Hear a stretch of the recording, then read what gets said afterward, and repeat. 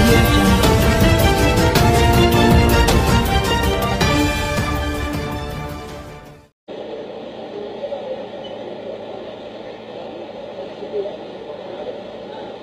గత 4-5 రోజులుగా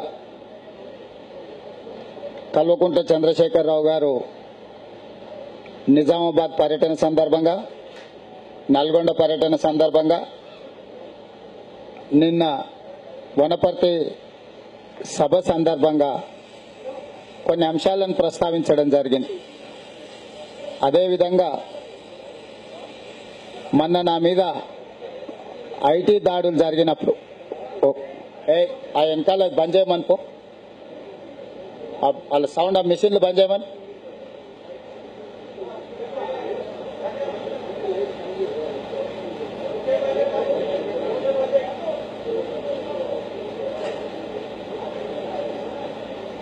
సరేనా?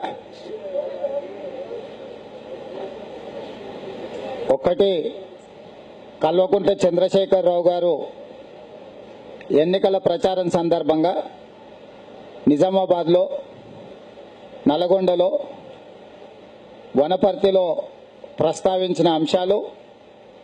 రెండవది, పోయిన వారం నా మీద ఆదాయ పన్ను శాఖ దాడులు జరిగిన సందర్భంలో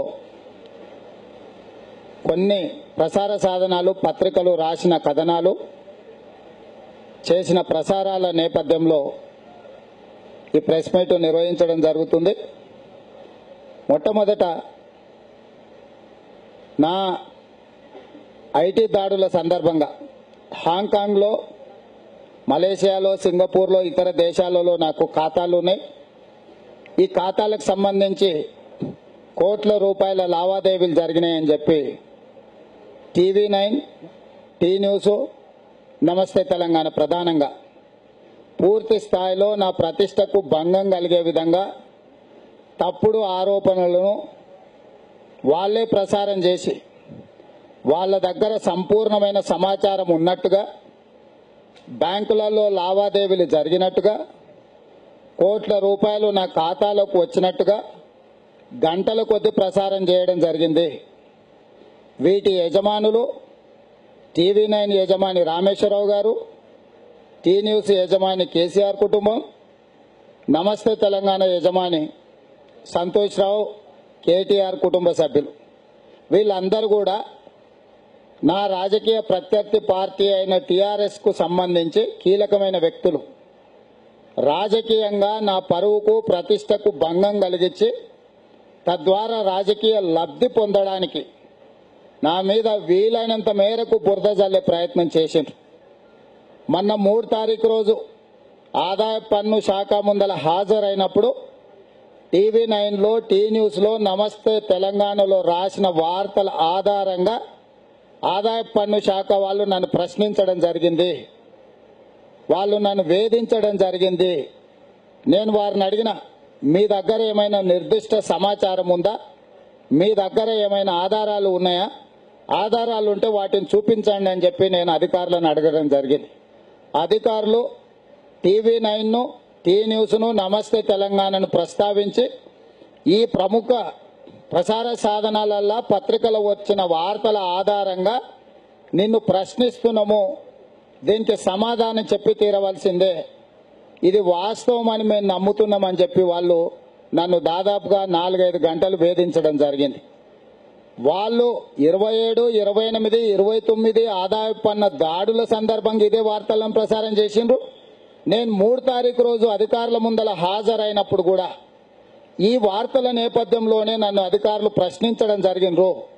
కాబట్టి ఆయా దేశాలలో నాకు ఎలాంటి ఖాతాలు లేవు, 5 పైసల ఆదాయం లేదు, లేదా లావాదేవీలు జరగలేదు, ఎలాంటి వాస్తవాలు లేకుండా అసత్య వార్తలను ప్రసారం చేసి ఎన్నికల సమయంలో, ఎన్నికల ముందు నా ప్రతిష్టకు భంగం కలిగించడం ద్వారా కాంగ్రెస్ పార్టీకి నష్టం చేకూర్చడానికి, TRS పార్టీకి లబ్ధి చేకూర్చడానికి ఈ TV9, టీ న్యూస్, నమస్తే తెలంగాణ శతవిధాల ప్రయత్నం చేసిండ్రు. కాబట్టి వాటి యజమానులకు నేను విజ్ఞప్తి చేస్తున్నా, మీరు ఏ స్థాయిలో నా మీద విష ప్రచారం చేసిండ్రో, తప్పుడు ఖాతాల గురించి మీరు ఖాతా నెంబర్లతో సహా లావాదేవీలకు సంబంధించి మీరు ప్రసారం చేసిండ్రో, ఇవి తప్పుడు వార్తలు అని చెప్పి అదే స్థాయిలో ప్రసారం చేసి బహిరంగంగా క్షమాపణ చెప్తే సరే మీకు 24 గంటల గడువు ఇస్తున్నా. 24 గంటల లోపల TV9 మేజర్ షేర్ హోల్డర్ అయిన రామేశ్వరరావు గారు, వారి కుటుంబ సభ్యులు, టీ న్యూస్ కేసీఆర్ కుటుంబం, నమస్తే తెలంగాణ కూడా, ఇవన్నీ కూడా ఖచ్చితంగా ప్రముఖంగా బహిరంగ క్షమాపణ చెప్తే సరే 24 గంటల లోపల. లేకపోతే వీళ్ళ మీద కోర్టులో పరువు నష్టం దావా చేయించి కోర్టుకి ఈడ్చడం జరుగుతుంది. ఎందుకు వీళ్ళను మాత్రమే నేను ఈరోజు కేసులో పెడుతున్నా అంటే, వీళ్ళు ప్రత్యర్థి రాజకీయ పార్టీకి సంబంధించిన వాళ్ళు. గతంలో TV9 అనే సంస్థ నిష్పక్షపాతంగా ఒక పత్రిక విలువలు సాంప్రదాయాలను పాటించేది.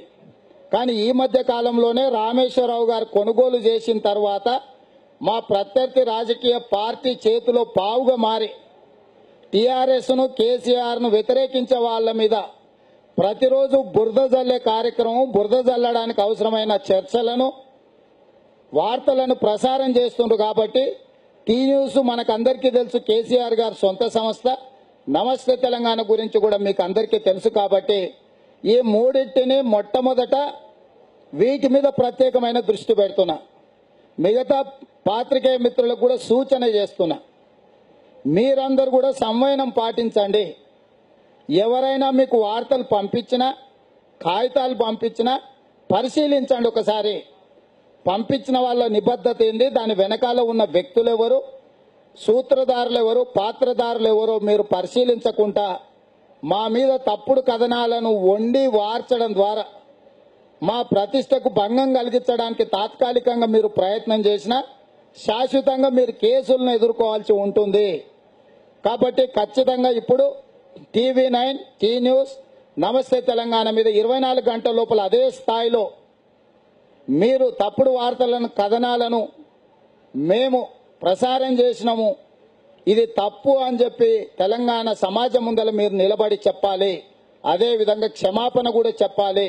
ఈ రెండు జరగకపోతే రాబోయే రోజుల్లో కోర్టు ముందే మాట్లాడుకుందామని చెప్పి యజమానులను హెచ్చరిస్తున్నా. ఏంటండి, వీడియో నచ్చిందా? అయితే ఓ లైక్ వేసుకోండి, లేదంటే ఓ కామెంట్ చేయండి. ఎప్పటికప్పుడు మా వీడియోస్ చూడాలంటే సబ్స్క్రైబ్ చేసుకోండి.